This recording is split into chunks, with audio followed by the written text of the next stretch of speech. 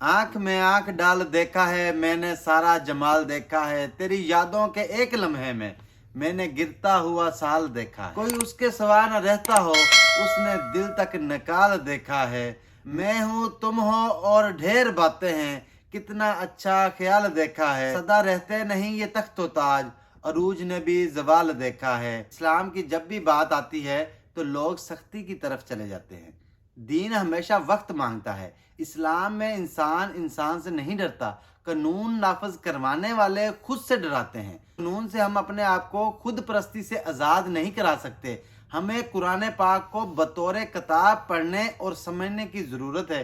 कुरान के ज़रिए हम मुकम्मल बुलंदी तक पहुंच सकते हैं। इस्लाम खुद पर नाफज करने के बजाय अगर हम अपनी नस्लों पर उसका इक़दाम करें तो वो ज़्यादा ज़रूरी है। जहन की फतह कुरान को पढ़ने, समझने और उस पर अमल करने से है। अपने बच्चों को मारकर नहीं बल्कि उनको प्रैक्टिकल के ज़रिए समझाएं।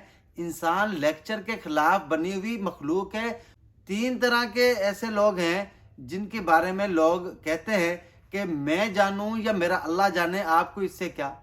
कुछ लोग ऐसे भी होते हैं जिनको डर लगता है और वो डरते हैं, और कुछ लोग ऐसे और कुछ ग्रुप ऐसे भी हैं जिनको प्यार से हैंडल करना आता है। वो प्यार से बहुत कुछ सिखा देते हैं और हम उनसे बहुत बहुत इंस्पायर होते हैं और बहुत सी चीज़ें सीखते भी हैं।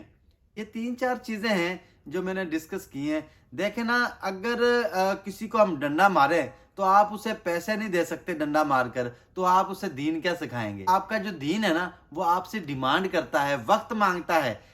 एक एक खास वक्त के बाद इंसान को उसकी समझ आती है। इस्लाम में इंसान इंसान से नहीं डरता, जबकि पाकिस्तान में इंसान इंसान से डरता है। ये बात याद रखना हमें बहुत ज़रूरी है।